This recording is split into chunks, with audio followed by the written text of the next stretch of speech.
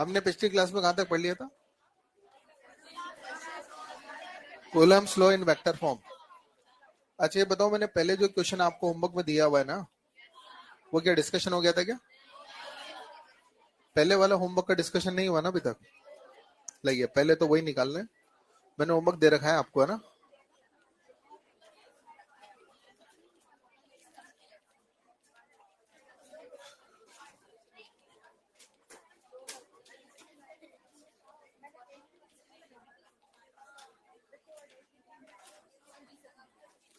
ठीक है, चलिए पहले तो बेटा बिगनर बॉक्स नंबर 1 में, बिगनर बॉक्स 1 में क्वेश्चन नंबर 1 to 5 तक दिया हुआ है। चलो निकाल लो पहले तो बिगनर बॉक्स 1। अच्छा मैं ना सारे क्वेश्चन नंबर बोल देता हूँ, जिसमें भी डाउट होगा ना आपको उसमें सिर्फ हैंड रेज करेंगे, यस नो नहीं करना है, ठीक है ना? डाउट होने पर हैंड रेज कर देना बस आप। चलो बिगनर बॉक्स 1 का क्वेश्चन नंबर 1, किसी का डाउट हो तो हैंड रेज कर दो। Beginner box 1 question number 1, question number 2, 3, 4, 5, कोई डाउट नहीं है? एक्सरसाइज 1 में आ जाओ। एक्सरसाइज 1 में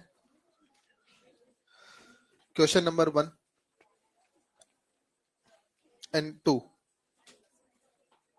कोई डाउट नहीं?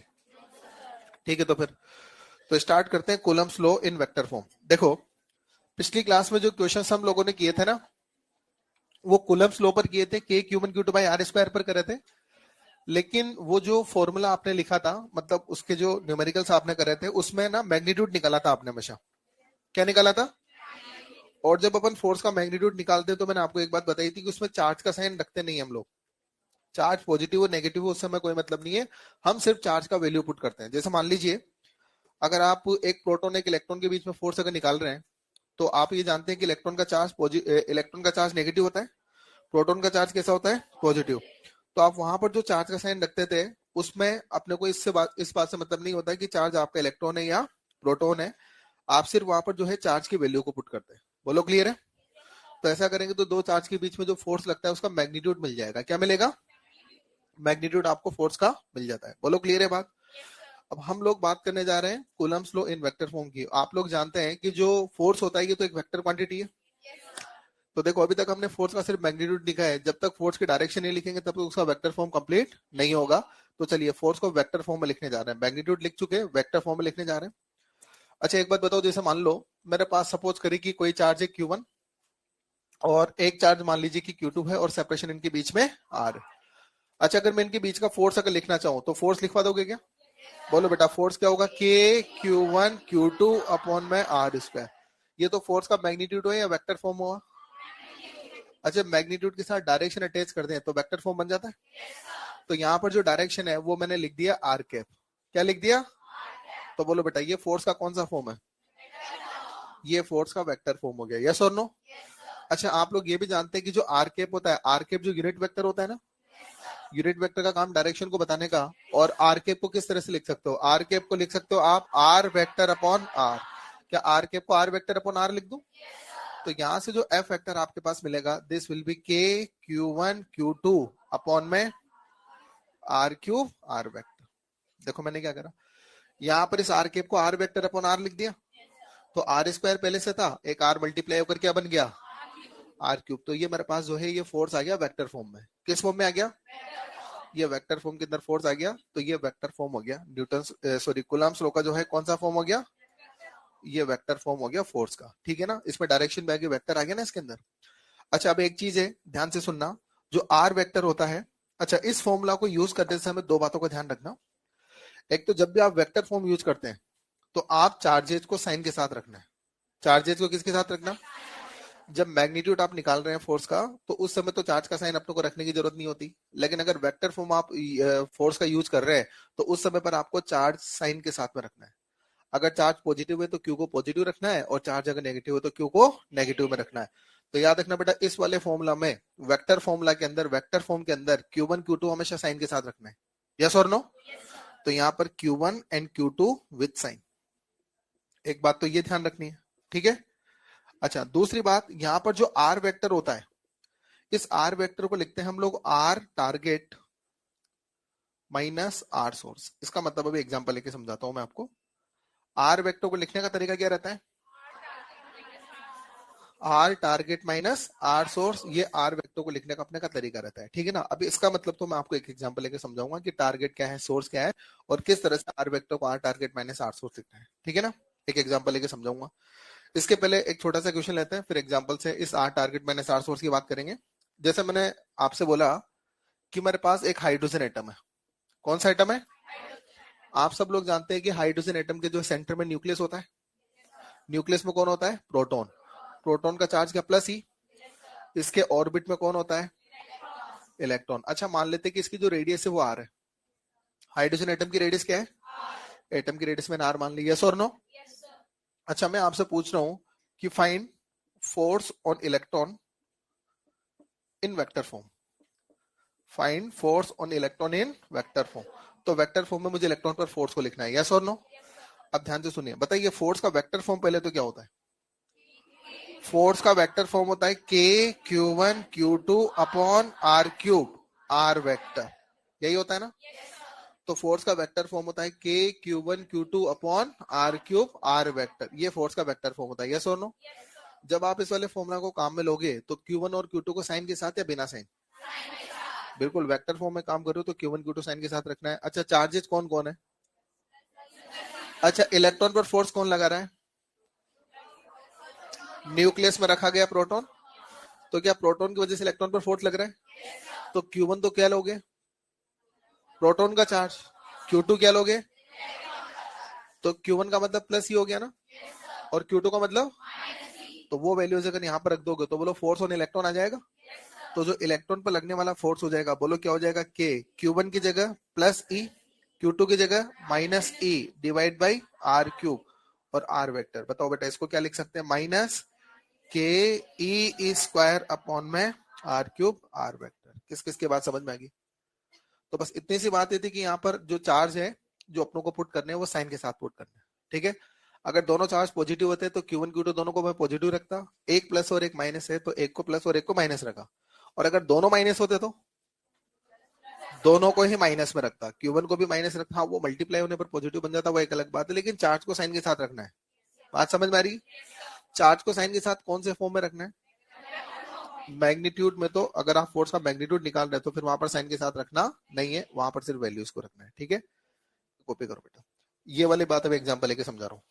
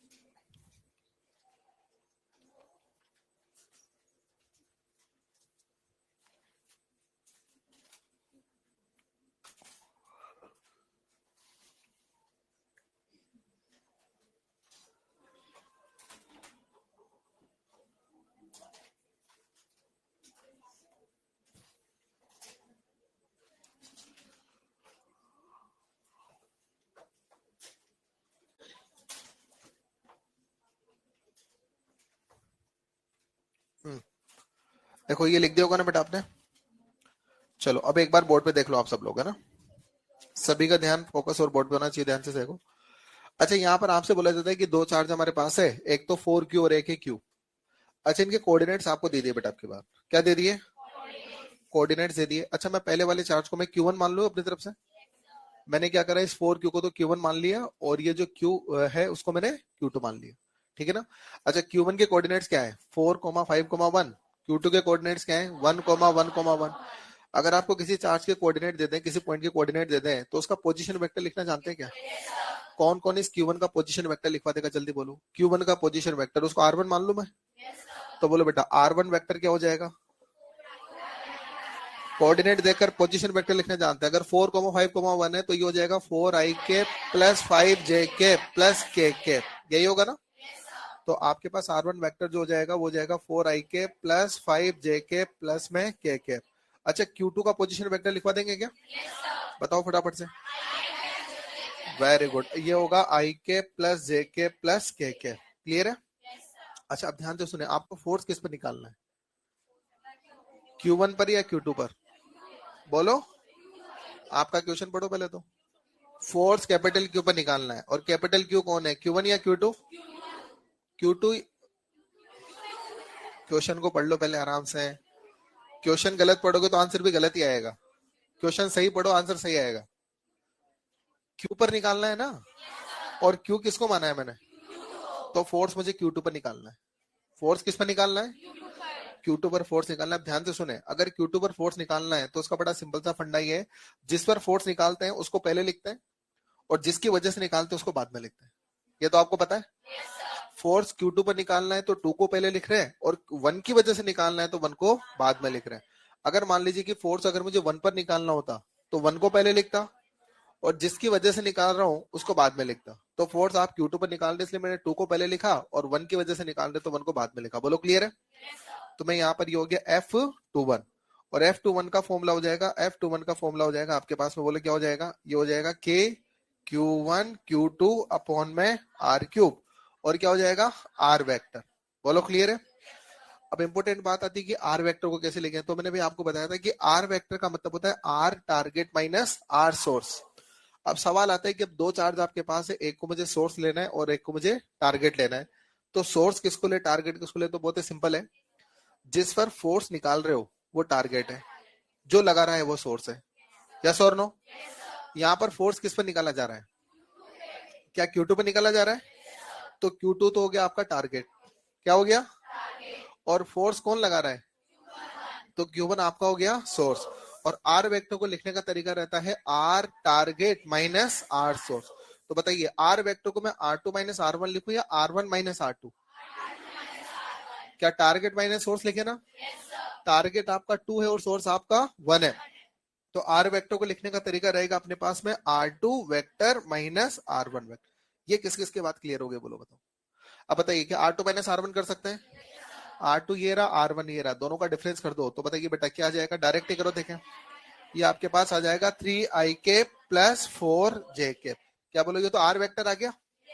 अच्छा R वेक्टर आने के बाद में, ठीक है सॉरी, ये -3i माइनस 4j। हाँ ठीक है, मैंने R1 में से R2 माइनस कर दिया था, R2 में से R1 करना था, ठीक है ना। तो ये R2 माइनस R1 कर दिया तो मेरे पास -3i माइनस 4j आ गया।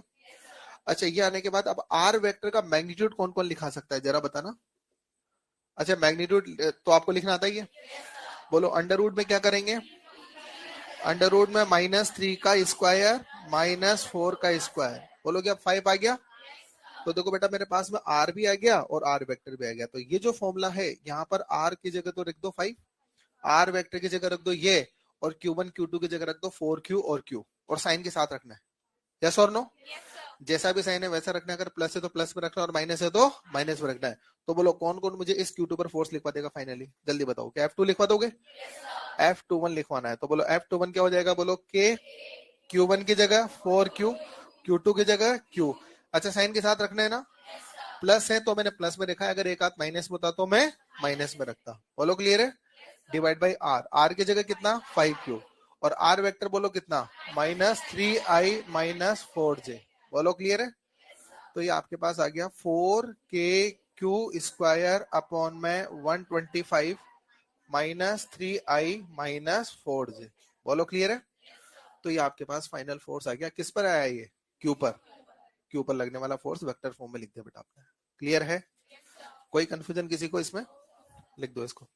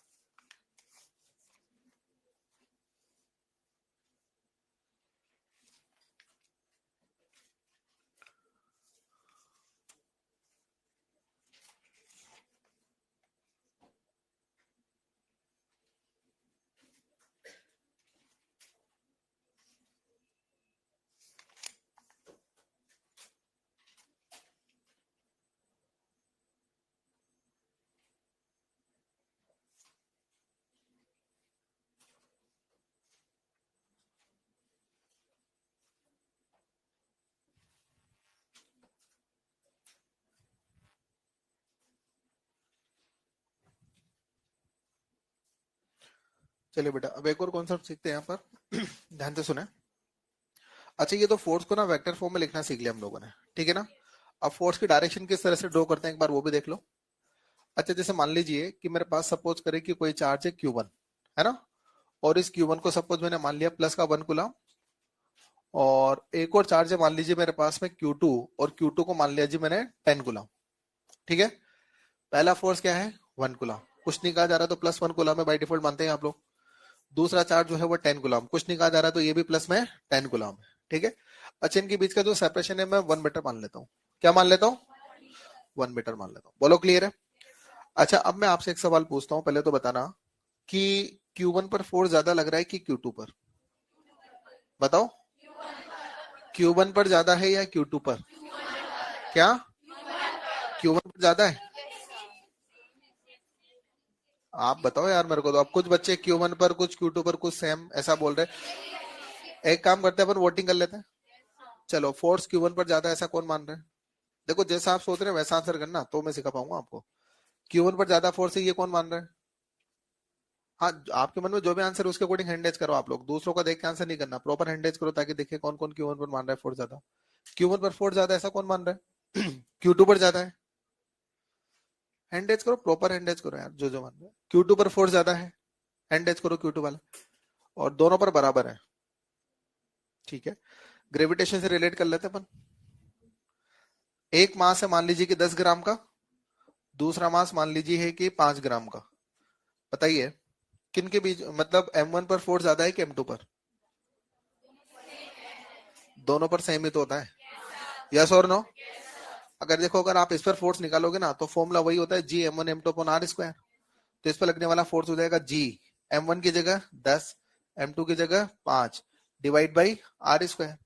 अगर यहाँ पर फोर्स निकालोगे तो G 5 × 10/में r²। आप देखो, फोर्स दोनों पर बराबर है ना, कि अलग अलग है? तो जब M1 ने M2 पर जितना फोर्स लगा रहा है उतना ही M2 जो है M1 पर लगा रहा है। और आप तो ये भी जानते हैं कि इक्वल और अपोजिट लगा रहे हैं। क्या पता ये दोनों पर जो लगने वाला फोर्स इक्वल और अपोजिट है क्या? यस और नो? क्या आप इस पर लगने वाले फोर्स की डायरेक्शन ड्रॉ कर सकते हैं? किस कितने बच्चे इस पर लगने वाले फोर्स की डायरेक्शन बता सकते हैं मेरे को, हैंड रेज करो, बोलो किधर, बोलो टुवर्ड्स, टुवर्ड्स M2, पक्का। अच्छा आप जानते हैं कि ग्रेविटेशन की वजह से दो पार्टिकल के बीच में अट्रैक्शन होता है ना, तो फोर्स हमेशा टुवर्ड्स द पार्टिकल लगता है, तो इस पर जो फोर्स लगेगा वो टुवर्ड्स द M2, और M2 पर जो लगेगा टुवर्ड्स M1। क्या बोलो ये फोर्स की डायरेक्शन होगी, यस और नो। तो आज के बाद अपन एक चीज और भी कंफर्म कर लेते हैं, जब भी दो चार्जेस के बीच में अट्रैक्शन होगा, तो जैसे मान लीजिए, सपोज करें कि जैसे मैंने मान लीजिए कि एक चार्ज लिया प्लस क्यू और एक चार्ज लिया माइनस क्यू, ध्यान से सुने, एक चार्ज लिया मैंने प्लस क्यू और एक चार्ज लिया माइनस क्यू। अच्छा मैंने आपसे बोला, अच्छा इन दोनों के बीच अट्रैक्शन है रिपल्शन, अट्रैक्शन है, और मान लीजिए अगर मुझे इस पर फोर्स लगाना है, इस पर फोर्स लगाना है, तो बोलो इस पर फोर्स की डायरेक्शन टुवर्ड्स माइनस क्यू, इस पर फोर्स लगाना है टुवर्ड्स प्लस क्यू, बोलो क्लियर है, किस किस को बात समझ में आई?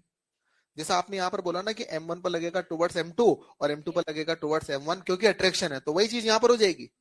अगर दो चार्जेस में अट्रैक्शन है, जैसे कि Q1 है और ये Q2 है, यस और नो, तो Q1 पर लगेगा टुवर्ड्स Q2 और Q2 पर लगेगा टुवर्ड्स Q1। लेकिन अगर मान लीजिए आपका अगर एक प्लस है और दूसरा भी प्लस है, तो फिर डायरेक्शन अपोजिट होगी।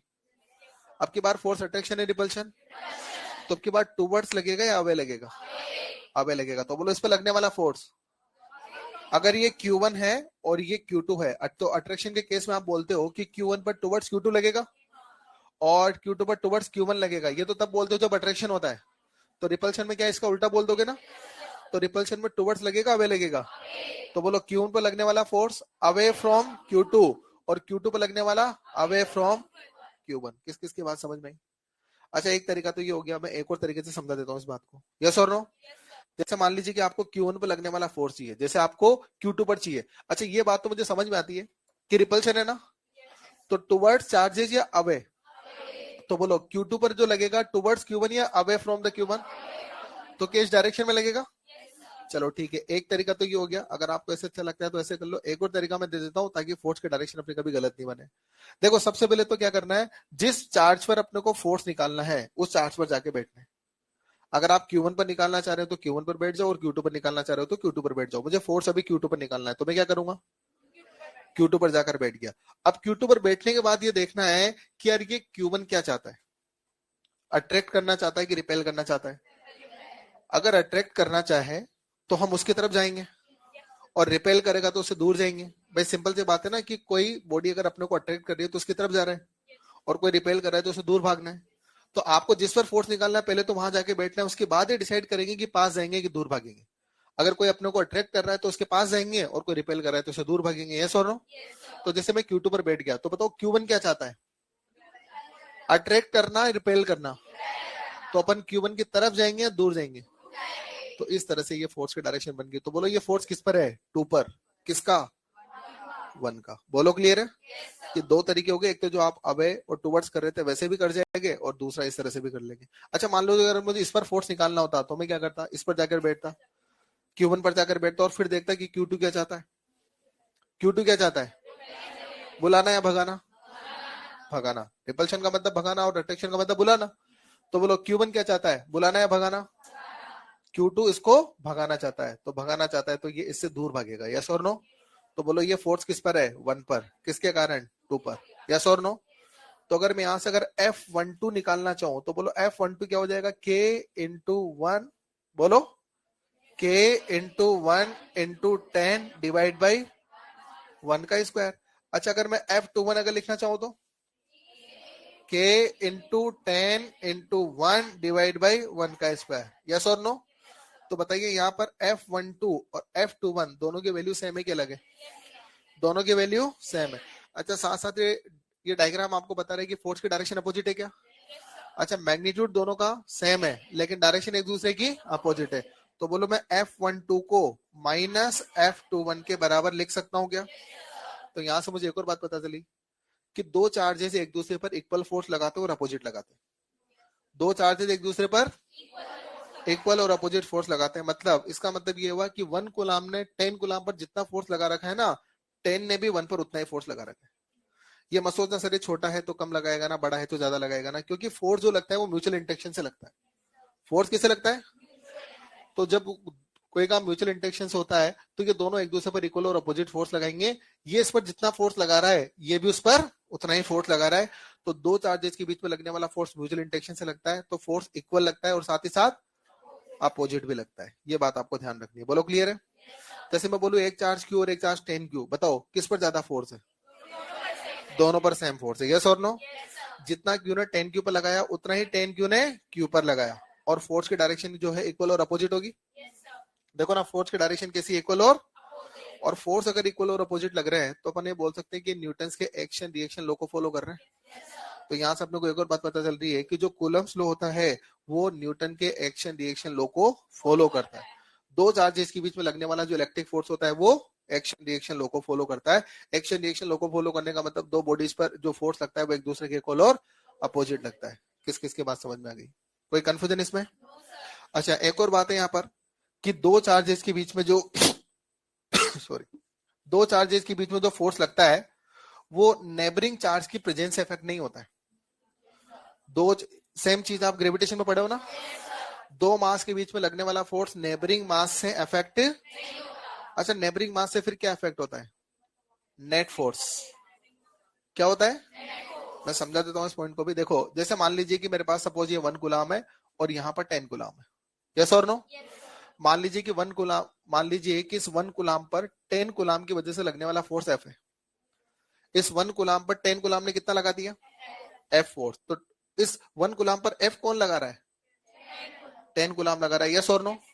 मैंने क्या करा, 1 गुलाम के नेबर में एक और चार्ज रख दिया 20 गुलाम। 1 गुलाम के नेबर में क्या करा, एक और चार्ज रख दिया 20 गुलाम रख दिया। तो बोलो क्या 20 गुलाम भी 1 गुलाम पर फोर्स लगाएगा?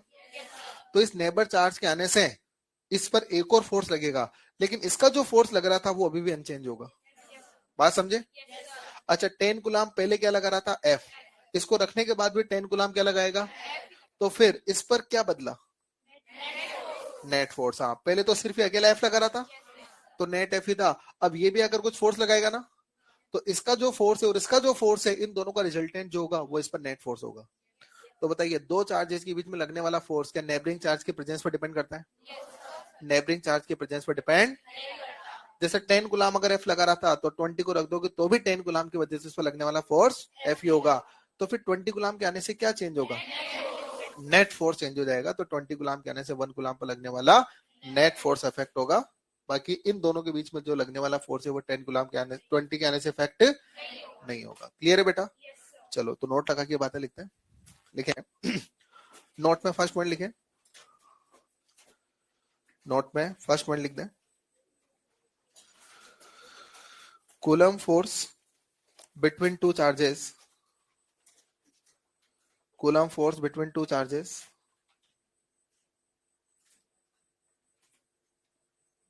Due to mutual interaction, Coulomb force due to Coulomb force between two charges due to mutual interaction, Coulomb force mutual interaction, coulomb force between two charges is due to mutual interaction. So first point लिखें, so force does not affected by, force between two charges ऐसे लिखो, force between two charges does not affect by neighboring charges, force between two charges does not affect by neighboring charges। और दूसरा point लिखो बेटा, दूसरा point लिखो, force force between charges obey action reaction law, force between charges obey action reaction law. ठीक है ना? Force between charges obey action reaction law. और ये कॉपी कर दो बेटा बोर्ड से ना, ये कॉपी कर दो बोर्ड से, लिखने का काम फास्ट होगा। ठीक है, फटाफट लिख दो।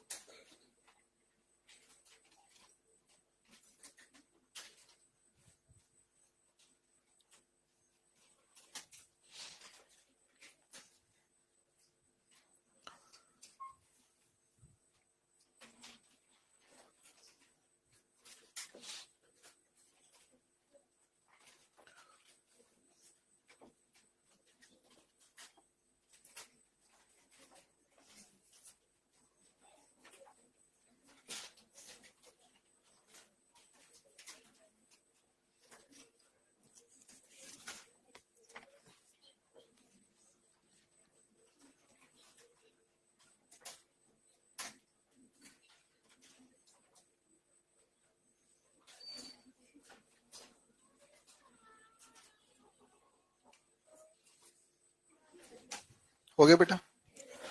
उसके बाद में हेडिंग लिखें superposition principle. Superposition principle, देखो सुपर पोजिशन प्रिंसिपल कोई नया नहीं है आपके लिए, ग्रेविटेशन में भी आप लोगों ने पढ़ा था, यस और नो? यहाँ पर भी अपन पढ़ने वाले हैं। तो सुपर पोजिशन प्रिंसिपल क्या बोलता है, एक बार इधर देखो बेटा सब लोग।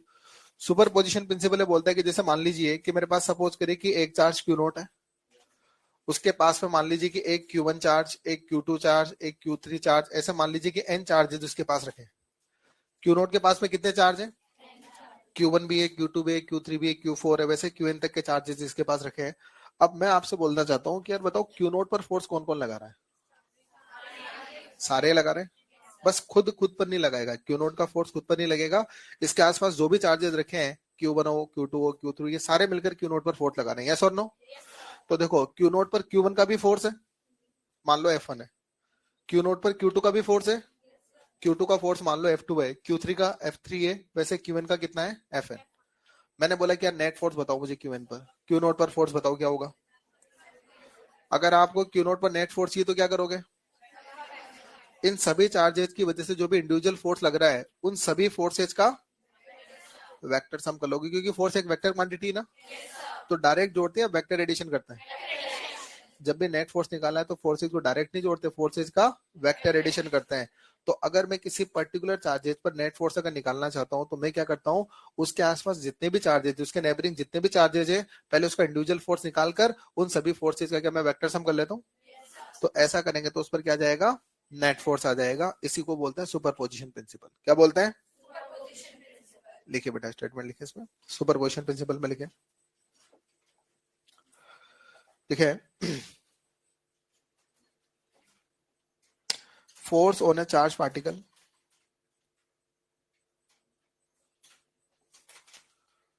force on a charged particle due to due to due to another charged particles, force on a charged particle due to another charged particles,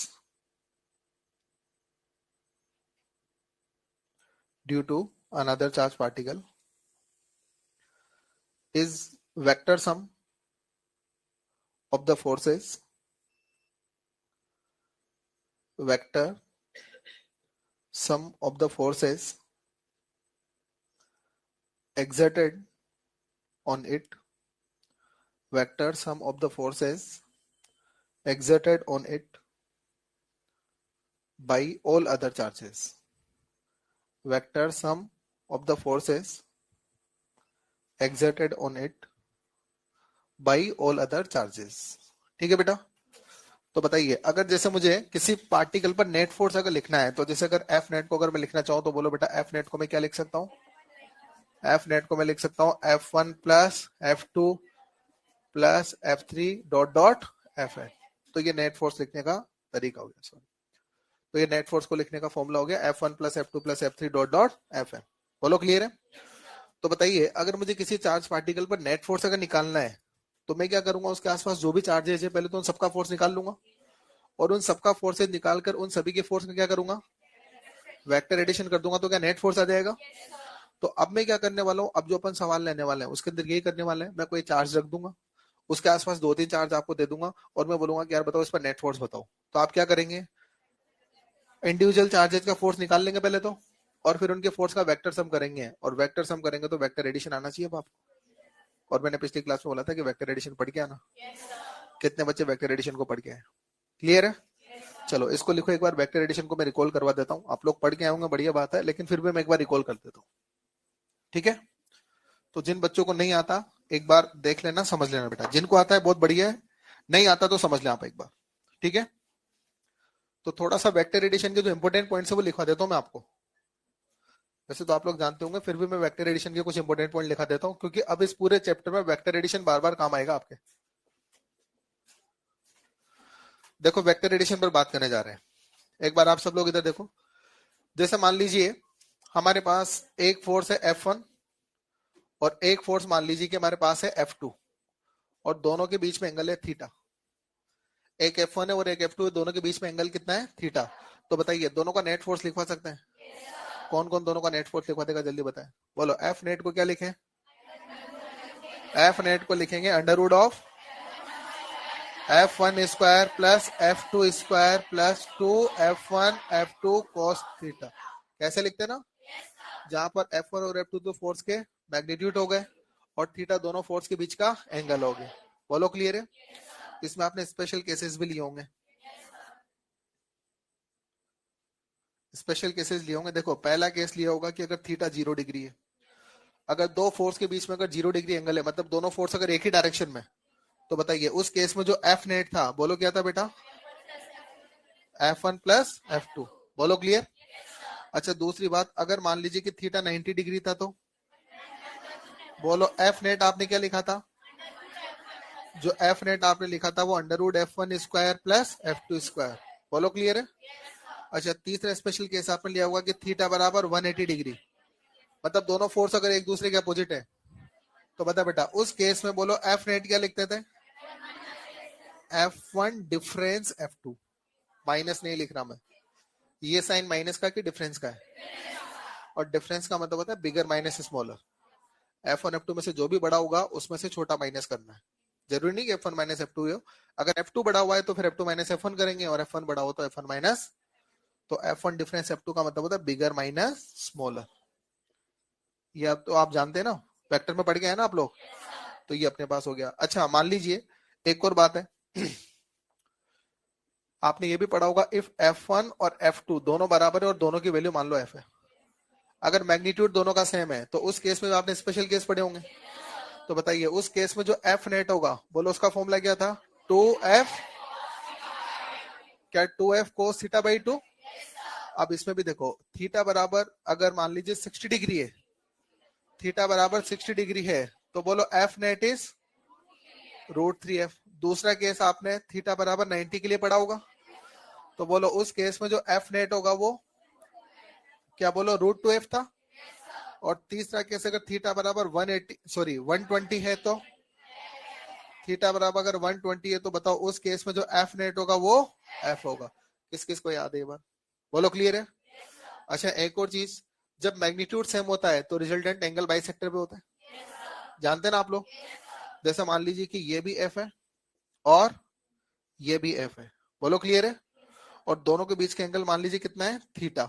तो उस केस में जो रिजल्टेंट होगा वो दोनों के एंगल बाइसेक्टर, मतलब रिजल्टेंट आपका कुछ इस तरह से होगा। अगर ये एफ नेट है ना, तो बताओ एफ नेट क्या करेगा, इधर से भी थीटा बाई 2 बनाएगा और इधर से भी थीटा बाई 2 बनाएगा। बोलो क्लियर है? अगर मैग्नीट्यूड दोनों फोर्स का सेम है तो जो रिजल्टेंट होगा ठीक बीच में होगा, एंगल बाई सेक्टर पे होगा। और मान लीजिए अगर दोनों का वैल्यू सेम नहीं हुआ तो बिगर की तरफ इंक्लाइन होगा, बिगर फोर्स की तरफ इंक्लाइन होगा। अगर दोनों का मैग्नीट्यूड अगर सेम है तो बिल्कुल बीच में से मैग्नीट्यूड निकलेगा, मतलब इनका रिजल्टेंट बिल्कुल बीच में से जाएगा। और अगर मान लीजिए मैग्नीट्यूड अगर सेम नहीं है, मान लीजिए अगर ये वाला बड़ा है तो नेट इसकी तरफ इंक्लाइन हो जाएगा, और अगर ये बड़ा है तो नेट उसकी तरफ, तो बिगर की तरफ इंक्लाइन होता है उस केस में। क्लियर है बात?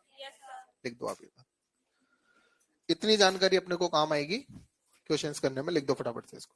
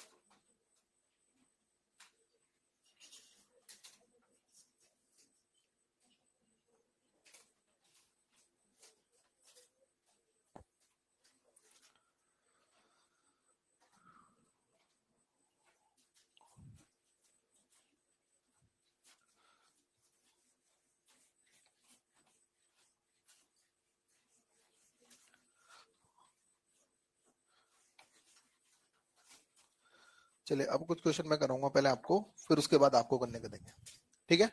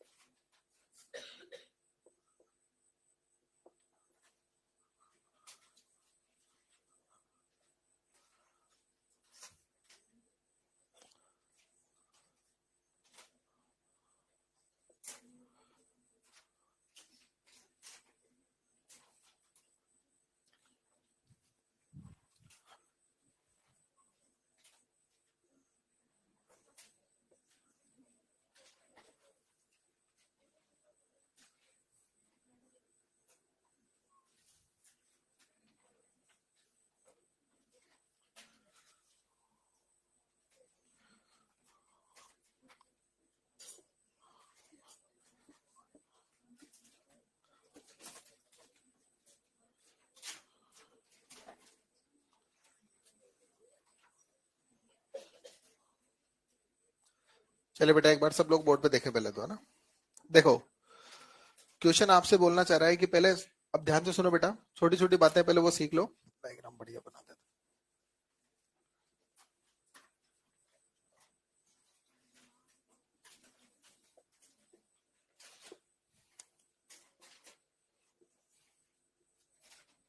देखो ध्यान से सुनो, इक्विलेटरल ट्रायंगल अपने पास है, इसमें कितने वर्टेक्स है? 3 वर्टेक्स है जिसके अंदर है, यस और नो? अच्छा, और इसके तीनों वर्टेक्सेस पर, तीनों कॉर्नर्स पर, वर्टेक्स बोलो कॉर्नर बोलो एक ही मतलब होता है, ये सारे वर्ड्स है ना आपके क्वेश्चन में लिखे हुए हैं, ठीक है। तो इसके तीनों वर्टेक्सेस पर, तीनों कॉर्नर पर क्यू क्यू क्यू रखा हुआ है। आपसे बोला जाता है कि बी वाले वर्टेक्स पर जो कैपिटल क्यू है इस पर फोर्स बताना है। किस पर फोर्स बताना है? जो बी कॉर्नर पर जो चार्ज रखा हुआ है, कैपिटल क्यू जो रखा हुआ है, उस पर फोर्स बताना है, और साथ साथ फोर्स की डायरेक्शन भी बतानी है। बोलो क्लियर है? कौन कौन बता सकता है ये बताओ। अब एक बात इधर ध्यान से देख लेना, सब लोग ध्यान से देख लेना। हो सकता है बेटा आपको सोल्व करना आता हो, लेकिन एक बार इसका जो प्रोसेस है वो ध्यान से समझ लेना, ताकि अगले क्वेश्चन में अपना काम आसान बन जाए, ठीक है। देखो सबसे पहले तो क्या करना है कि जिस वाले चार्ज पर फोर्स निकालना है सबसे पहले तो उस पर जाकर बैठ जाओ। आपको बी वाले कॉर्नर के चार्ज पर फोर्स निकालना है तो पहले उस पर जाकर बैठ जाता है। चलो इस पर जाकर बैठ जाए, और फिर आपको देखना है कि फोर्स किधर किधर से लगेगा इस पर। तो बताइए सबसे पहले आप कहां बैठेंगे? ये फोर्स को सोचने का तरीका है, अगर आप ऐसा सोचोगे तो कोई भी क्वेश्चन में गलती नहीं करेंगे कभी आप। सबसे पहले तो आप बी पर जाकर बैठ गए। अब बी पर जाकर बैठने के बाद आपको कहां कहां से चार्ज दिखाई दे रहे हैं? आपको सी वाला चार्ज और ए वाला चार्ज दिख रहा है ना। भाई जिस पर बैठ गए उसको नहीं देखना, उसके अलावा जो चार्जेस दिख रहे हैं उनको देखना है। तो बताओ चार्ज एक तो सी पर दिख रहा है और एक ए पर दिख रहा है।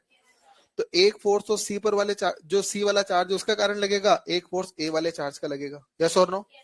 अब एक बात बताओ बेटा, ये चार्ज कितना है? क्यू। ये भी कितना? ये कितना दूर है? और ये भी। तो जब दोनों चार्ज बराबर है, दोनों की डिस्टेंस बराबर है, तो दोनों का फोर्स भी बराबर होगा। बोलो ये तो मानते हो ना।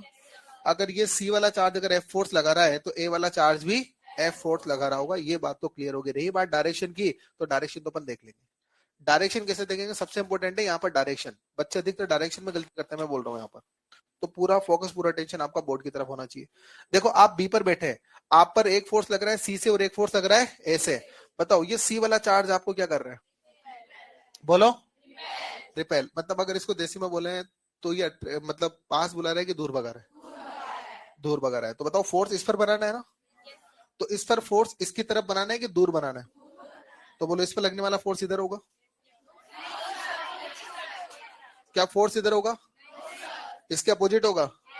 कौन कौन मानते हैं कि इस पर जो फोर्स लगेगा सी के कारण वो इसके अपोजिट लगेगा, जो मैंने ड्रॉ करा है उसके अपोजिट लगेगा ना। बिल्कुल, क्योंकि ये सी वाला चार्ज है ना आपको दूर भगा रहा है, तो आप सी से दूर भागोगे ना, पास जाओगे।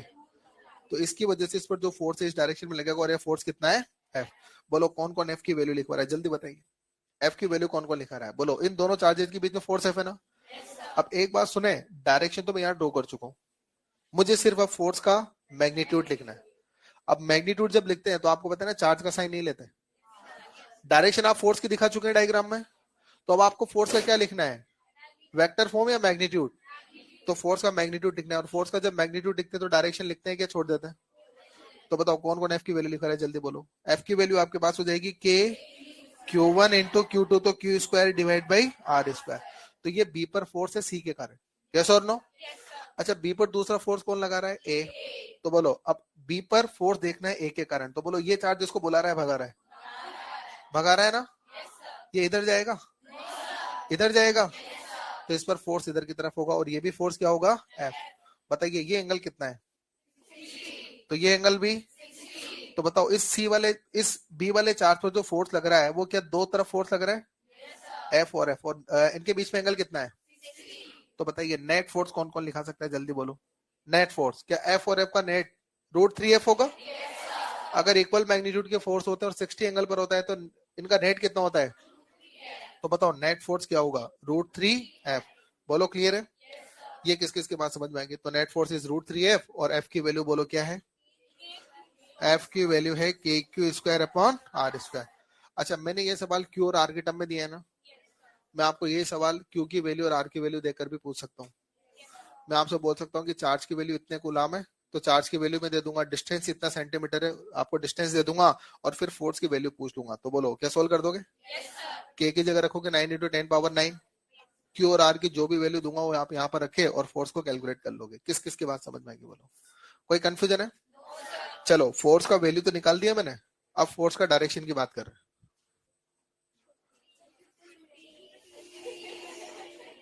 कल आपकी क्लास ऑफ रहेगी और सभी बच्चे शेड्यूल देख लें, और कॉमन प्रॉब्लम डाउट काउंटर भी कल ऑफ रहेगा। प्रतीका कुमारी कौन है?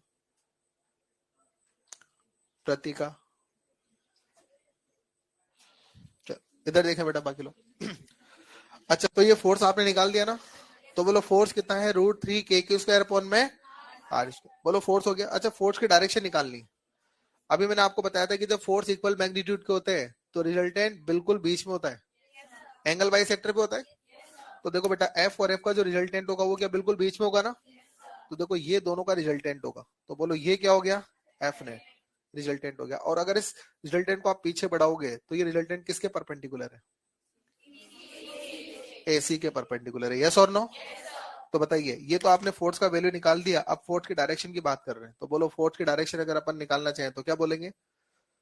Perpendicular to AC. अरे बोलो क्लियर है ना? अरे ये 90 डिग्री एंगल बनेगा ना, तो परपेंडिकुलर टू एसी। तो लिख दो बेटा इसको। एक मिनट रुको, भले दोनों क्वेश्चन सोल्व कर देते हैं। परपेंडिकुलर टू एसी हो गया ये वाला। तो कौन कौन बच्चे कॉन्फिडेंट है कि इस वाले क्वेश्चन को आप सोल्व कर सकते हैं? कर सकते हो ना? चलो ठीक है, इसको तो मैं कर रहा हूं, अगला आपके लिए देते हैं। एक बार इधर देखें, चलो इधर देखें। सबसे पहले तो देखो काम वैसे ही करना है, फोर्स किस पर निकालना है?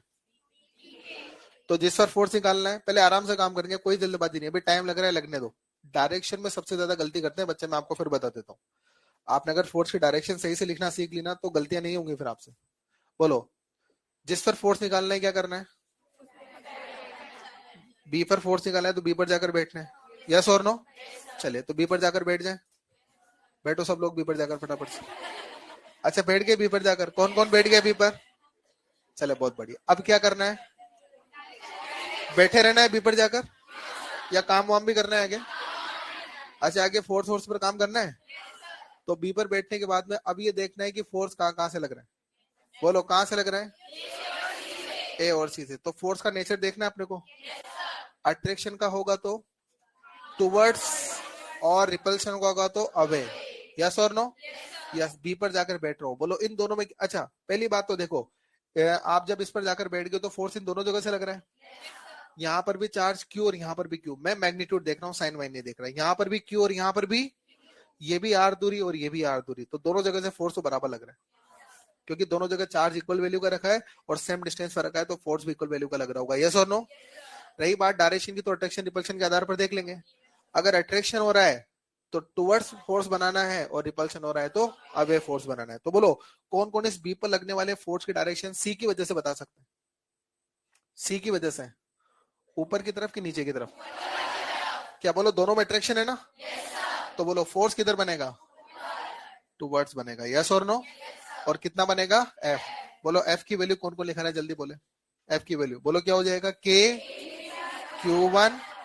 साइन लो या नहीं लो? डायरेक्शन में दुखा चुका मैग्नीट्यूड लिखना चाह रहा हूं, तो मैग्नीट्यूड लिखने में साइन को नहीं लेते, तो ये हो जाएगा KQ² अपॉन में R²। क्लियर है? अच्छा दूसरा फोर्स कहां से लग रहा है? ए से। कौन कौन ए के फोर्स की डायरेक्शन दिखा सकता है यहाँ पर? अच्छा प्लस प्लस में रिपल्शन है ना, अवे या टुवर्ड्स? अवे, तो इधर की तरफ ही आ जाएगा, और ये फोर्स भी क्या एफ आएगा। चलो तो ये फोर्स भी एफ आएगा। और बताओ ये एंगल कितना है? 60। अबे जो पूछा है वो बताओ, ये एंगल कितना है? तो ये कितना? तो बताओ यहाँ पर जो थीटा होगा वो क्या 120 होगा क्या? और बताओ जब एफ और एफ में 120 होता है ना, तो रिजल्टेंट भी अभी बताया था। देखो वेक्टर कहाँ हमारा है, तो बोलो एफ नेट क्या होगा? तो एफ नेट की जो वैल्यू होगी वो होगी KQ² अपॉन में R²। चलो ठीक है, फोर्स का वैल्यू पूछा था, निकाल दिया आपने। फोर्स की डायरेक्शन, कौन कौन फोर्स की डायरेक्शन ड्रॉ कर सकता है बताओ? अच्छा देखो ध्यान से सुने। अच्छा एफ और एफ एंगल कितना है? 120। और इक्वल मैग्नीट्यूड के जब वेक्टर्स होते हैं तो रिजल्टेंट बिल्कुल बीच में आता है, तो रिजल्टेंट बाइसेक्टर पर आएगा। तो बोलो ये किसके डायरेक्शन है? F net. और बताओ ये एफ नेट किसके पैरेलल है? पहले एसी के परपेंडिकुलर था, अभी एसी के। तो बताओ फोर्स की डायरेक्शन क्या बोलोगे? पैरेलल टू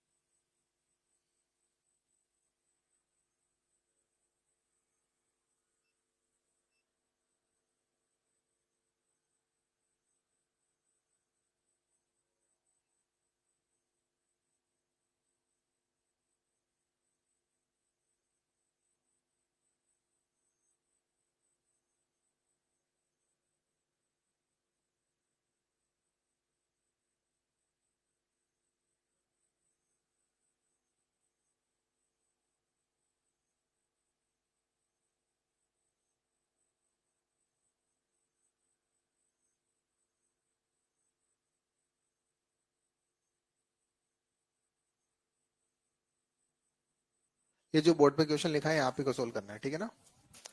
अच्छा यहाँ पर मैंने सिर्फ फोर्स का वैल्यू पूछा है ना, मैंने यहाँ पर क्या पूछा है, क्या डायरेक्शन पूछा है, नहीं पूछा है तो नहीं निकालना है।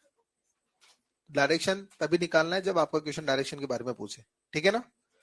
मैंने आपसे सिर्फ इतना पूछा है कि माइनस क्यू पर फोर्स बताइए, तो फोर्स का मैग्नीट्यूड निकाल के देना है, डायरेक्शन नहीं पूछा तो नहीं देना है आपको।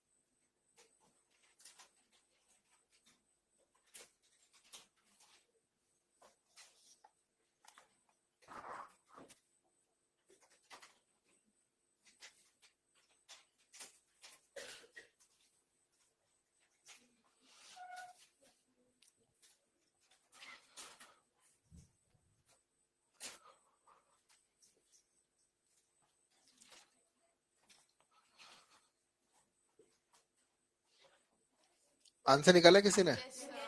कितने बच्चों ने आंसर निकाल दिया बताओ, बता बेटा। 7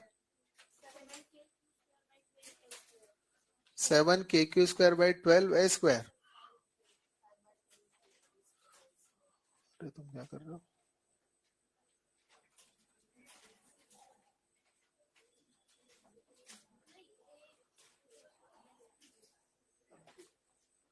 बताओ फटाफट से बताओ। हाँ भाई कितने बच्चों का आंसर आ गया, जल्दी बोले बेटा। अरे देखो इधर देखो, पहले तो करना क्या है पहले तो बताओ।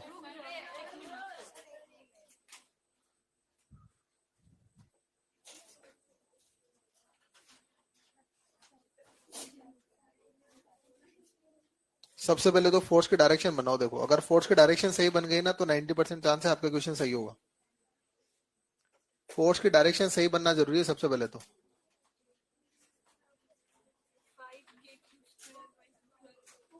5 kq² / a²। क्या कर रहे हो तुम लोग? इधर देख लो, चलो बेटा टाइम ओवर। इधर देखना है सबको। अच्छा एक बार इधर देख लो ना, सोल्व करना बंद कर दो, पहले सीख लो आप इसको, है ना। एक बार सब बच्चे इधर देखो, ध्यान से सुने। अच्छा आपका क्वेश्चन ये बोलना चाह रहा है, ध्यान से सुने। आपका क्वेश्चन ये बोलना चाह रहा है कि इस माइनस के ऊपर फोर्स निकालो, तो सबसे पहला काम क्या है? एक एक स्टेप से चलो पहले तो आप लोग। मैंने क्या बताया था? सबसे पहले कहां बैठना है? जिस पर फोर्स निकाल रहे हो वहां जाके बैठना है। पहले तो माइनस के ऊपर बैठना है ना। चलो सब माइनस के ऊपर जाकर बैठो फटाफट से। बैठ गए, अब क्या करना है? बैठे रहना है। अच्छा चार्जेस देखना है कहां से फोर्स लग रहे हैं, तो एक तो 3q से फोर्स लगा है और एक 4q से। यस और नो? अच्छा 3q के कारण अट्रैक्शन है रिपल्शन है, तो इसका फोर्स ऊपर या नीचे? तो 3q की वजह से फोर्स लगेगा ऊपर, क्योंकि प्लस और माइनस में अट्रैक्शन होता है ना। अट्रैक्शन के केस में टुवर्ड्स द चार्ज और रिपल्शन के केस में अवे। तो इस 3q की तरफ फोर्स लगेगा, इसको मैंने F1 मान लिया। बोलो कौन कौन F1 की वैल्यू लिखा रहा है? F1 की वैल्यू क्या लिखवा दोगे? बोले क्या हो जाएगा? K into 3q into q। अच्छा मैं साइन नहीं ले रहा क्योंकि मैग्नीट्यूड पे काम कर रहा हूँ। डिवाइड बाई 3a² बोलो कितना होएगा? ये हो जाएगा kq² अपॉन में 3a²। वो मैं देखो क्या कर रहा है, सही लिखा है बेटा मैंने। वो ऊपर के 3 से नीचे का 3 काट रखा है मैंने, है ना, तो ये लिखा है मैंने, सही लिखा है ये। तो के क्यू स्क्वायर अपॉन में 3a² ये तो F1 हो गया, यस और नो? अच्छा, कौन कौन F2 लिखा देगा, जल्दी बोलो। F2 लिखाना है, बोलो F2 क्या है? इस माइनस के ऊपर 4q का फोर्स प्लस माइनस अट्रैक्शन, तो टुवर्ड्स या अवे? टुवर्ड्स 4q का फोर्स होगा, और दिस इज F2। बोलो F2 कौन कौन लिखा रहा है, जल्दी बोलो। F2 आपके पास हो जाएगा k into 4q into Q divided by 4a का स्क्वायर, तो ये आपके पास हो जाएगा k क्यू स्क्वायर अपॉन में 4a²। बोलो क्लियर है? अब एक बात बताओ, F1 और F2 दोनों परपेंडिकुलर है ना? और F1 और F2 अगर दोनों परपेंडिकुलर है, अगर F1 is perpendicular to F2, तो बोलो बेटा F नेट क्या हो जाएगा? जब दो वेक्टर परपेंडिकुलर होते हैं तो root over F1 square plus F2 square. अच्छा, वो रूट 2 वाला काम में क्यों नहीं लिया मैंने? रूट 2 वाला काम तब लेते हैं जब मैग्नीट्यूड दोनों का सेम होता है। F1 F2 का मैग्नीट्यूड सेम नहीं है तो वो रूट 2 वाला काम में नहीं लेना। तो under root F1 square plus F2 square, बोलो F1 क्या है? के क्यू स्क्वायर अपॉन में 3a² का होल स्क्वायर प्लस के क्यू स्क्वायर अपॉन में 4a² का होल स्क्वायर। जो बाहर आ रहा है वो बाहर ले लो। इसमें के क्यू स्क्वायर अपॉन में ये a² तो बाहर आ गया, अंडर रूट में 1 अपॉन में 9 प्लस 1 अपॉन में 16। बाकी तो फिर एक्सपर्ट हो आप लोग। तो देखो क्या करेंगे, के क्यू स्क्वायर अपॉन में a² एलसीएम ले लो, कितना हो गया? 9 इंटू 16, तो दिस इज 16 प्लस 9, 16 प्लस 9 के 25 ना, तो ये हो जाएगा के क्यू स्क्वायर अपॉन में a², दिस इज 25 अपॉन में 9 इंटू 16, रूट के बाहर निकाल दो तो 5 3 4, यही हुआ ना? के क्यू स्क्वायर अपॉन में a², तो दिस इज 5 के क्यू स्क्वायर अपॉन में 12a²। किस किस की बात समझ में आएगी बताओ? फिजिक्स यहीं पे खत्म थी बेटा, आगे पूरा का पूरा सॉल्यूशन जो है वो वेक्टर पर बेस्ड है। मैंने पिछली क्लास में बोला था वेक्टर पढ़ के आना आप लोग, ठीक है?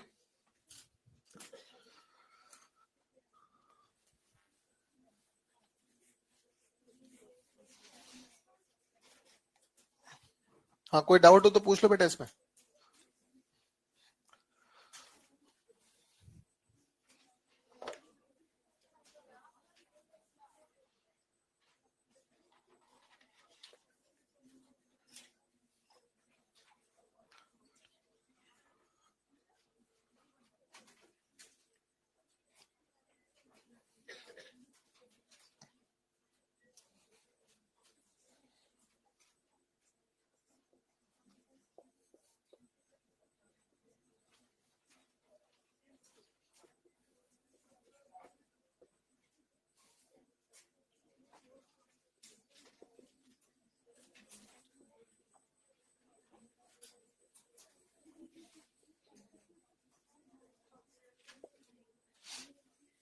देखो बेटा, अगला क्वेश्चन क्या है पहले ये देख लो।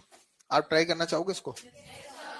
एक स्क्वायर है, साइड उसकी आर है, उसके कॉर्नर्स पर चार्जेस रख दिए हैं ना, है ना? देखो दो कॉर्नर पर तो कैपिटल क्यू है, ये कैपिटल क्यू अपोजिट कॉर्नर पर है या एडजेसेंट कॉर्नर पर? अपोजिट कॉर्नर्स पर, अपोजिट कॉर्नर्स पर कैपिटल क्यू और अदर टू अपोजिट कॉर्नर्स पर स्मॉल क्यू। अच्छा, इनको क्या बोलेंगे? Opposite corner, adjacent corners. बोलो ठीक है ना, ये क्या है? Opposite corner. ये तो समझते हैं आप लोग। तो दो अपोजिट कॉर्नर्स पर कैपिटल क्यू और नेक्स्ट टू अपोजिट कॉर्नर्स पर स्मॉल क्यू। बोला कि कैपिटल क्यू पर नेट फोर्स 0 है। किस पर फोर्स 0 है? अच्छा, कौन से पर? इस पर, किस पर?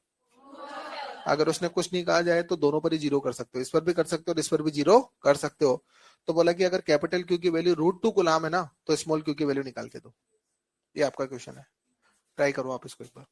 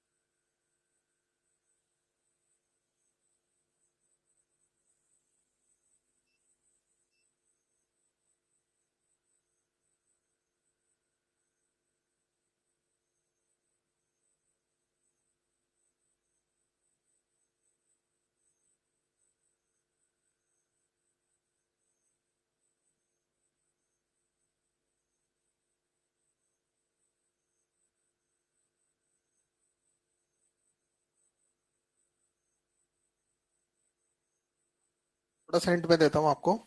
आपको किस पर फोर्स जीरो करना है? कौन से वाले के ऊपर? तो आप एक काम करो, पहले तो कैपिटल के ऊपर फोर्स निकालो, और जिस पर फोर्स निकालते हो उसके लिए क्या करते हैं? सबसे पहला काम, कहां पे बैठेंगे? कैपिटल के ऊपर। दो जगह है, किसी भी एक जगह बैठना है आपको, है ना? तो चलो मान लेते हैं इस वाली जगह पर बैठ गया मैं। अब फिर ये देखूंगा यार फोर्स कहां कहां से लग रहा है, तो बोलो इस कैपिटल के ऊपर फोर्स कितनी जगह से लग रहा है? तीन जगह से। अगर आपने इस पर दो फोर्स लगाए तो गलत आंसर है, पहले बता दो। इस कैपिटल के ऊपर, एक कैपिटल के ऊपर बैठो और फिर देखो कितनी जगह से फोर्स लग रहा है। क्या तीन जगह से लग रहा है? एक, दो और तीन, तीन जगह से फोर्स लग रहा है। यस और नो? तो तीनों चार्ज की वजह से लगने वाला फोर्स पहले इस पर ड्रॉ करना है, और ड्रॉ करके बाद फिर उसका रिजल्टेंट लाना है, और रिजल्टेंट को जीरो पुट करना है, क्योंकि आपका क्वेश्चन बोल रहा है कि नेट फोर्स जीरो है। यस और नो? तो पहले तो आप अपने हिसाब से इस पर लगने वाला नेट फोर्स निकालोगे, और नेट फोर्स निकालकर उसको इक्वल टू जीरो करोगे। यस और नो? फिर जो इक्वेशन आएगी ना, उसको सोल्व करोगे तो आपको अपना आंसर मिल जाएगा। ये इसका हिंट हो गया। कैलकुलेशन अब आप अपने हिसाब से करके देखें। -1/2 आएगा।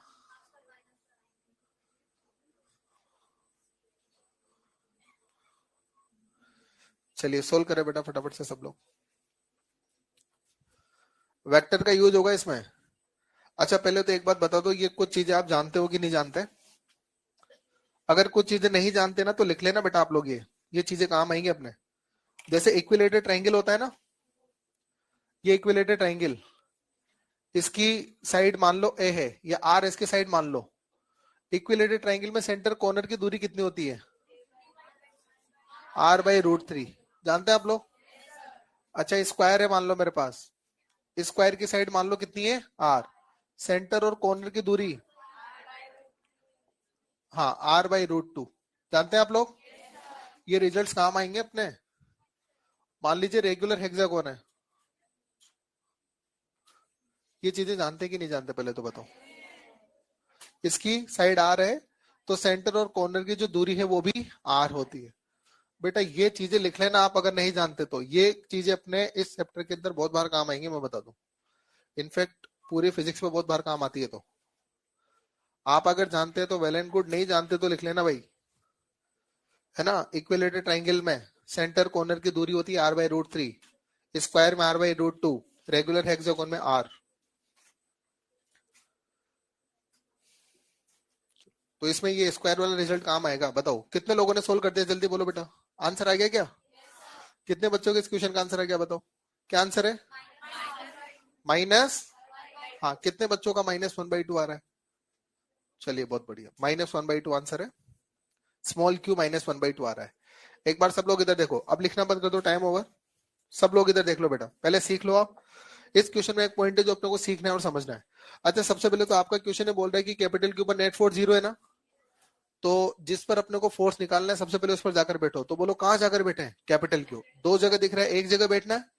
चलो मान लेते कि मैंने यहाँ फाइनल कर लिया, मैं इस वाले कैपिटल के ऊपर जाकर बैठ गया। अब देखो इस कैपिटल के ऊपर फोर्स कहां कहां से लग रहा है? तीन जगह से लग रहा है ना। अब कॉमन सेंस वाली बात है कि यार इसकी और इसकी वैल्यू सेम है, इसकी और इसकी दूरी भी सेम है, तो इन दोनों का तो फोर्स बराबर ही लगेगा। तो अगर इसका फोर्स F1 है तो इसका फोर्स भी F1 है। रही बात डायरेक्शन की, तो डायरेक्शन तो अपन ड्रॉ कर देंगे। बोलो कौन को डायरेक्शन बना देगा, जल्दी बोलो। आपको नहीं पता इनका नेचर सेम है या अपोजिट है, तो आप तो नेचर सेम लेके काम कर लो। आपको नेचर का नहीं पता तो नेचर सेम लेके काम कर लो। आप जब इक्वेशन सोल्व करोगे ना तो नेचर अपने आप ही सामने आ जाएगा। एक बार इधर देखो, तो बताओ इन दोनों के बीच में attraction repulsion, force toward charge या अवे? तो बताओ इसका फोर्स के नीचे बनेगा F1, इसके बीच में attraction repulsion toward charge away charge, away. तो बोलो क्या ये F1 बन गया? अच्छा बोलो F1 का वैल्यू कौन कौन लिखा रहा है, जल्दी बताओ फटाफट। F1 लिखवा दिया तो आपने। बोलो F1 का वैल्यू क्या होगा? F1 का value K capital Q small q by r square. ये F1 का वैल्यू हो गया। यस और नो? तो दो चार्ज का फोर्स तो बना दिया, तीसरे चार्ज का फोर्स लिखाना है। अच्छा तीसरा चार्ज का वैल्यू भी डिफरेंट है और दूरी भी डिफरेंट है, तो फोर्स भी सेम होगा कि डिफरेंट होगा? तो इन दोनों चार्ज का वैल्यू सेम था, दोनों चार्ज से डिस्टेंस सेम था, तो दोनों चार्ज का फोर्स मैंने F1 और F1 लिख दिया। लेकिन ये थर्ड चार्ज, डिस्टेंस भी अलग और वैल्यू भी अलग, तो बताओ क्या फोर्स भी अलग मान ले? तो इसकी वजह से फोर्स जो है वो F2 मान लेते हैं। क्या मान लेते हैं? अब बताइए F2 लिखने में एक तो मुझे ये दूरी लिखनी पड़ेगी, ये दूरी जानते हैं क्या आप लोग? कौन कौन जानते हैं कितनी? बोलो ये दूरी कितनी होती है? क्या √2r होती है? और बताइए इन दोनों के बीच अट्रैक्शन रिपल्शन क्यू और क्यू में टुवर्ड्स या अवे? तो ये फोर्स अवे की तरफ होगा। क्या बोलो फोर्स को मैं F2 लिख दूं? कौन कौन इस F2 की वैल्यू लिखा रहा है? जल्दी बोलो फटाफट। F2 की वैल्यू लिखाना इंपॉर्टेंट है, गलत नहीं होना चाहिए। बोलो F2 की वैल्यू क्या हो जाएगी? K Q into Q divide by √2r का स्क्वायर। तो बोलो क्या हो जाएगा? K Q स्क्वायर अपॉन में 2r स्क्वायर। ये बात किस किस के क्लियर है? अच्छा तो देखो तीन फोर्स यदि चार्ज पे लग रहे थे, तीनों फोर्स को ड्रॉ कर दिया, मुझे नेट निकालना है। क्या निकालना है? अब देखो बेटा रिजल्टेंट कैसे निकलेगा, ये इंपॉर्टेंट स्टेप है। इधर देख लो, अब इसमें ना फिजिक्स खत्म हो चुकी है। इस क्वेश्चन में फिजिक्स का कोई रोल अब इस क्वेश्चन में नहीं है। इस क्वेश्चन को आगे सोल्व करने में सिर्फ और सिर्फ वेक्टर की नॉलेज काम में आनी चाहिए। कौन कौन तीनों वेक्टर का एडिशन कर सकता है? दो तो F1 और एक F2 है। कौन कौन तीनों वेक्टर का एडिशन कर सकते हैं? बोलो। अच्छा एक काम करो, पहले F1 और F1 को F1 को ऐड कर लो। दोनों 90 पर है ना, तो एडिशन क्या होगा? √2f1। तो बोलो इस F1 और इस F1 का रिजल्टेंट √2f1 और उसकी डायरेक्शन का ठीक बीच में होगी। तो इस F1 और इस F1 का जो रिजल्टेंट है वो ठीक बीच में आ जाएगा। बोलो कितना आ जाएगा? √2f1। और √2f1 और F2 सेम डायरेक्शन में, तो क्या दोनों जुड़ जाएंगे? तो बताइए net force on capital Q अगर मैं देखना चाहता हूँ, net force on capital Q अगर मैं देखना चाहूँ, तो बोलो कैपिटल क्यू पर नेट फोर्स कौन कौन लिखा देगा? जल्दी बताओ। वेक्टर एडिशन आना चाहिए, पिछली क्लास में बोला था मैंने। वेक्टर एडिशन नहीं आता तो पहले वो सीखना बेटा, तभी जाकर ये क्वेश्चन बनेंगे। अगर ये क्वेश्चन आगे नहीं सोल्व हो रहा ना, तो फिर कमी वेक्टर एडिशन में है ना। नहीं आता तो सीख लेना बेटा। मैंने आपसे पहले भी बोला था, फिजिक्स को सीखने के लिए इंटीग्रेशन, डिफरेंशिएशन, वेक्टर्स, ट्रिग्नोमेट्री, ये सब चीज अपने को आनी चाहिए। फिजिक्स जो थी वो इसमें खत्म हो चुकी है। अब आगे सोल्यूशन सिर्फ वेक्टर एडिशन से करना है। F1 90 पर था, तो रिजल्टेंट √2f1, और √2f1 और F2 सेम डायरेक्शन में, तो रिजल्टेंट विल बी, बोलो, √2f1 प्लस F2। यस और नो? और आपका क्वेश्चन बोल रहा है कि इस क्यू पर नेट फोर्स कितना है, तो ये इक्वेशन मुझे 0 के बराबर रखनी है। अब वैल्यूज ऊपर से रख लो, जरा ध्यान से देखो। बोलो √2f1 की जगह बोलो कितना? K capital Q small q by r square. F2 की जगह बोलो K capital Q square upon में 2r स्क्वायर इक्वल टू 0। अब जो जो कॉमन आ रहा है उसको कॉमन लेके 0 में भेज दो। कौन कॉमन आ रहा है? K 0 में, कैपिटल Q 0 में, r स्क्वायर कॉमन लेके 0 में। यस और नो? यहाँ क्या बचा? √2 स्मॉल q। यस और नो? √2 स्मॉल q प्लस q बाई 2 इक्वल्स टू 0। अब इस कैपिटल Q की जगह क्या रखो? √2। तो देखो जरा ध्यान से, √2 स्मॉल q प्लस √2 अपॉन में 2 इक्वल्स टू 0। देखते जाओ आप लोग। तो ये √2 small q equal to minus √2 upon में 2। तो अगर यहां से अगर आप q निकाल रहे हो, तो ये हो जाएगा माइनस √2 अपॉन में 2 डिवाइड बाई, अरे 1/√2 ना, या सीधा यही कर दो ना, √2 से √2 कट गया। तो बोलो q बराबर कितना? -1/2 गुलाम। तो बोलो q की वैल्यू, स्मॉल q की वैल्यू -1/2 गुलाम आ गई। और कॉमन सेंस से देखना, स्मॉल q की वैल्यू माइनस होनी भी चाहिए, तभी जाकर फोर्स 0 हो सकता है। अगर स्मॉल q माइनस नहीं होता तो फोर्स 0 हो नहीं हो सकता था। यस और नो? आप एक बात बताओ, ये तीनों फोर्स का जो रिजल्टेंट है वो इधर की तरफ आ रहा है ना। देखो F2 इधर है और F1 और F2 का रिजल्टेंट भी इधर है। तो क्या कोई भी दो फोर्स सेम डायरेक्शन में 0 रिजल्टेंट दे सकते हैं क्या? अगर दो फोर्स रिजल्टेंट 0 दे रहे हैं तो तभी पॉसिबल है जब दोनों फोर्स की डायरेक्शन एक दूसरे से अपोजिट हो, तभी जाकर नेट वो 0 दे सकते हैं। यस और नो? तो सोच के देखो, F1 का रिजल्टेंट अगर इधर आता तो वो तो F2 के साथ ऐड होता। लेकिन अगर मान लीजिए ये माइनस है और ये माइनस है, ये भी माइनस है और ये भी, तो बोलो इसके और इसके बीच में क्या होता? तो ये फोर्स अवे की जगह टुवर्ड्स आता, ये फोर्स भी टुवर्ड्स आता, और इधर का रिजल्टेंट इधर आता। तो √2f1 और F2 फिर कैंसिल आउट होता है। लेकिन पहले मुझे नहीं पता था कि यार इसका नेचर प्लस है या, तो मैंने तो नेचर को पॉजिटिव मानते हुए सोल्व करा। अब उसका नेचर पॉजिटिव है या नेगेटिव है, आंसर अपने आप रिफ्लेक्ट कर देगा उस बात को। जब आप इक्वेशन सोल्व करोगे ना, तो इक्वेशन को सोल्व करने पर रिजल्ट आपके पास अपने आप सामने आ जाएगा कि नेचर सेम है या अपोजिट। तो देखो बेटा, स्मॉल क्यू का नेचर नेगेटिव है। क्लियर है बात? ठीक है, आंसर हो गया आपका। इसमें कोई कंफ्यूजन है किसी को तो पूछ लो, कोई कंफ्यूजन है किसी को?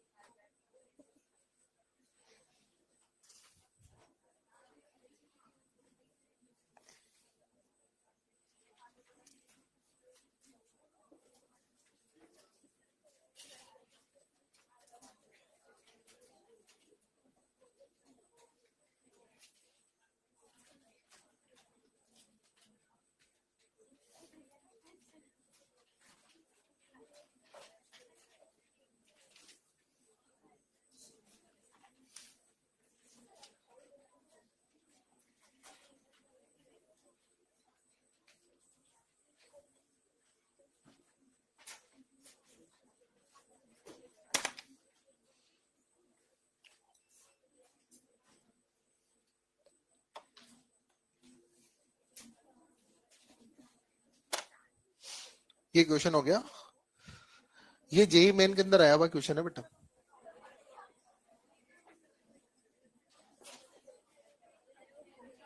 जेई मेंस का क्वेश्चन है ये।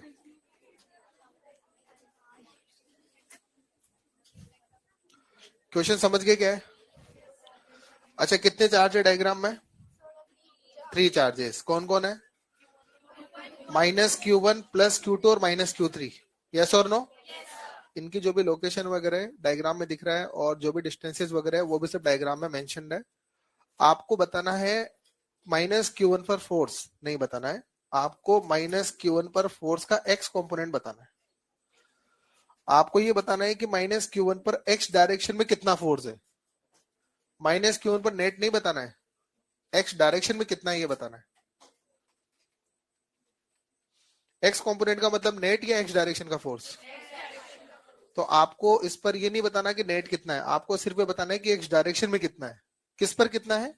-Q1 पर एक्स डायरेक्शन का फोर्स बताना है। पहले क्वेश्चन को समझना है, उसके बाद सोल्व करना है। चलो ट्राई करेंगे।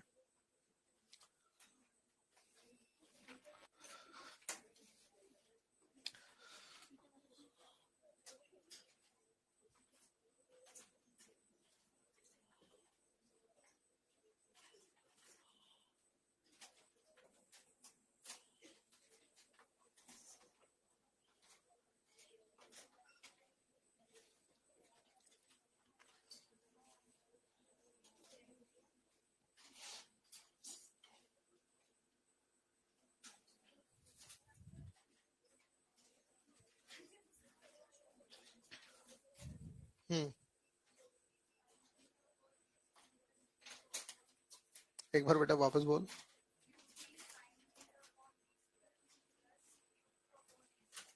फोर्स ही नहीं है यार, फोर्स में तो दो चार्ज का मल्टीप्लाई आता है ना।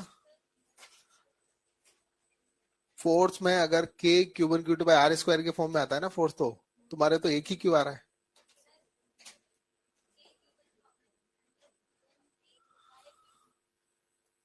अब बोलो क्यू। हाँ,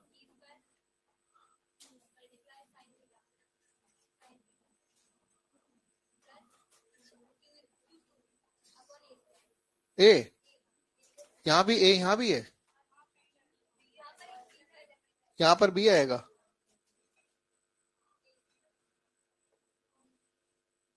हाँ जी, ये आंसर दे रहे हैं। सेम आंसर आ रहा है क्या? कितने बच्चों कह रहे हैं सेम आंसर? चले बोर्ड पे देखें एक बार, सब लोग इधर देखें बेटा, देखो दिमाग लगाना पड़ेगा पहले, मैं फिर बताऊँ आपको। और मेरे हिसाब से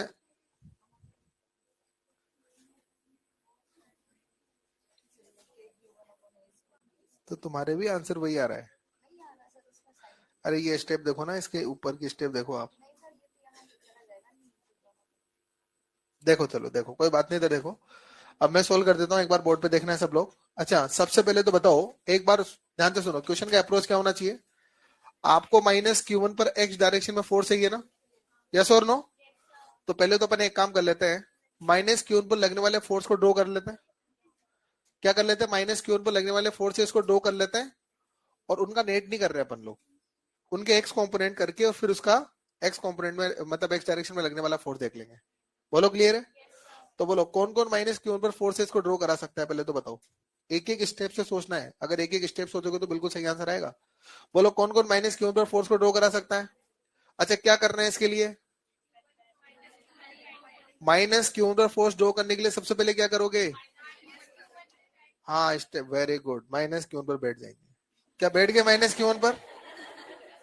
हाँ, सबसे इंपॉर्टेंट स्टेप यही है। किस पर बैठना है सबसे पहले? उसके बाद क्या करना है?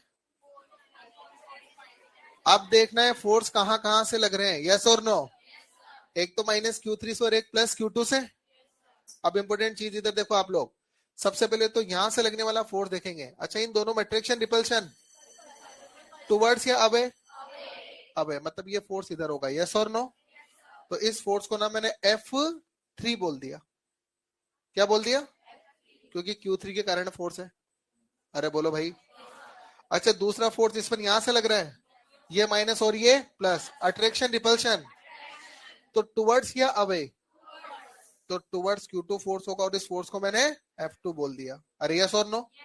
अच्छा बताओ कौन कौन F3 की वैल्यू लिखवा देगा? F3 की वैल्यू लिखाना है। F3 इन दोनों के बीच का फोर्स है ना? मैग्नीट्यूड लिख रहा हूं तो चार्ज का साइन लिखने की जरूरत नहीं। तो बोलो क्या होगा? K Q1 Q3 अपॉन में बी स्क्वायर। बोलो F2 क्या होगा? F2 इन दोनों के बीच का फोर्स है। बोलो क्या होगा? K Q1 Q2 अपॉन में ए स्क्वायर, यही होगा ना? अच्छा, मुझे नेट निकालना है। क्या निकालना है? नेट निकालना है। अच्छा, नेट भी नहीं निकालना, एक्स कंपोनेंट निकालना है, यस और नो? अब कॉमन सेंस से बताओ, if this angle is theta then this angle is also theta. अच्छा, F3 का एक कंपोनेंट तो इधर आएगा, ये कंपोनेंट कौन सा कंपोनेंट है? वाई, वाई कंपोनेंट है ना? तो वाई कंपोनेंट तो हो गया F3 cos थीटा, और ये कंपोनेंट क्या हो गया? F3 sin theta. अरे यस और नो? अच्छा, F2 का कंपोनेंट नहीं कर रहा क्योंकि F2 तो ऑलरेडी एक्स डायरेक्शन में, तो F2 तो पूरा पूरा एक्स डायरेक्शन में, लेकिन F3 पूरा एक्स डायरेक्शन में नहीं है। क्या F3 पूरा एक्स डायरेक्शन में? क्या आपका F3 पूरा F डायरेक्शन में नहीं है? तो F3 का कंपोनेंट क्या? एक तो y में और एक x में। मुझे कौन सा देखना है? तो बताओ x डायरेक्शन में कितने फोर्स हैं? कौन कौन है? F2 और F3 साइन थीटा, क्या दोनों सेम डायरेक्शन में? तो net force in x direction. तो देखो फोर्स किस पर निकालना है? माइनस Q1 पर। कौन सी डायरेक्शन में? एक्स डायरेक्शन में। तो बोलो बेटा कितना होगा? ये होगा F2 plus F3 sine theta. किस किस के बात समझ में आएगी बताओ आप? बस ये F2 और F3 की वैल्यू रख दो। F2 जो आपके पास है वो है K Q1 Q2 अपॉन में ए स्क्वायर, और F3 आपके पास है K Q1 Q3 अपॉन में B square into sine theta. Check कर लो बेटा, वो वो सही आंसर है शायद। बोलो क्लियर है ना? तो ये माइनस Q1 पर एक्स डायरेक्शन का फोर्स। किसी को कंफ्यूजन हो या वापस समझना है तो पूछ सकते हो। कोई कंफ्यूजन है? वंस मोर, जरूरत है किसी को तो हैंड रेज कर दो। वंस मोर, देखो फोर्स की डायरेक्शन वगैरह आ गई क्या? कि ये समझो, समझा नहीं है? डायरेक्शन क्लियर है? तो बेट इस पर दो फोर्स है, F3 और F2। F3 के कंपोनेंट करे मैंने, एक है F3 cos थीटा, एक है F3 sin थीटा। तो बता बेटा एक्स डायरेक्शन में कितने फोर्स लग रहे हैं? दो, एक F2 है और एक F3 sin थीटा है। तो अगर दोनों को जोड़ दोगे तो एक्स डायरेक्शन में टोटल फोर्स आ जाएगा। तो एक्स डायरेक्शन में टोटल फोर्स है F2 और F3 साइन थीटा का सम। F2 F3 का वैल्यू यहां से रखना है बेटा, ठीक है ना? कर लोगे ना? घर पे जाके एक बार वापस ट्राई करना, क्वेश्चंस को बिना देखे करना, मैं फिर बोल रहा हूँ। आप सिर्फ डायग्राम बनाना, सोल्व अपने हिसाब से करना, नहीं हो तो फिर नोटबुक देखना, फिर भी अगर नहीं समझ में आए तो अगली क्लास में वापस पूछ लेना मेरे से। क्लियर है? Thank you.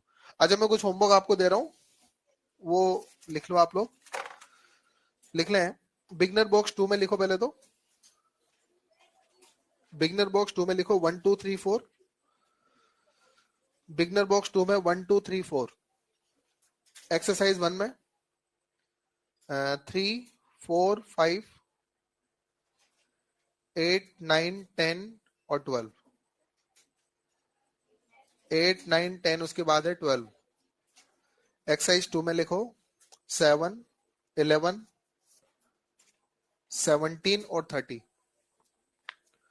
7 11 17 और 30। 30। ठीक है, थैंक यू।